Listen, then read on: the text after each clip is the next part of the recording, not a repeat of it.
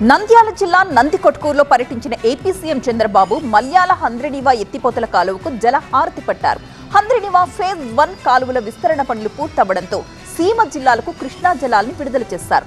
నదుల అనుసంధానం చేస్తాం, పోలవరాన్ని పూర్తి చేస్తాం, రాష్ట్రంలో కరువు అన్న మాట ఇక వినపడదు అన్నారు సీఎం. ఉమ్మడి కర్నూలు, అనంతపూర్, కడప, చిత్తూరులో 6 లక్షల ఎకరాలకు నీళ్లిచ్చి 33 లక్షల మందికి నీళ్లిచ్చే సౌకర్యాన్ని కల్పించామంటే ఇది నా జీవితంలో మర్చిపోలేని రోజుని మరొకసారి మీ అందరికీ విజ్ఞప్తి చేస్తున్నా. పోలవరం ప్రాజెక్టు ఉంది, రాష్ట్రానికి జీవనాడి. పోలవరం ప్రాజెక్టు పూర్తి చేసి నదుల అనుసంధానం చేసుకోగలిగితే ఈ రాష్ట్రంలో కరువు అనే మాట రాదు. రాయలసీమలో ఉండే అన్ని జలాశయాలు కళకళలాడుతున్నాయి. ఈసారి వర్షాకాలం కంటే ముందుగా 50% జలాశయాల్లో నీళ్లుండే పరిస్థితి వచ్చింది.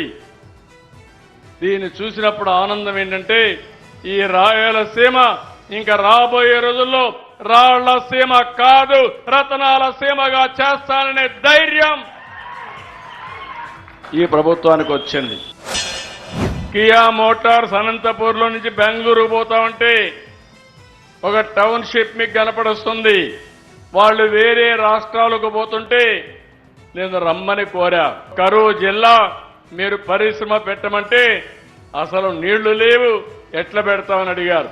8 నెలల్లో గొల్లపల్లి రిజర్వాయర్ పూర్తి చేసి, కాలువలు పూర్తి చేసి కరువు జిల్లాలో కియా మోటార్ పరిగెత్తించిన ఘనత ఈ తెలుగుదేశం పార్టీదని చెప్పి విజ్ఞప్తి చేస్తున్నా. ఈరోజు ఎక్కడికి పోవాలన్నా నేషనల్ హైవే ఎక్కితే ఏం తమ్ముళ్ళు హుషారుగా వెళ్ళిపోవచ్చునా లేదా అని మిమ్మల్ని అడుగుతున్నా. ఆ రోడ్లు కూడా ఆ రోజు వాజ్పేయి గారి పీరియడ్ లో నేనే ఆయనకు ఆలోచనిస్తే ఆ రోడ్లు వేశాడు. అది నాకు తృప్తి. నా కోసరం కాదు, మీకోసరం.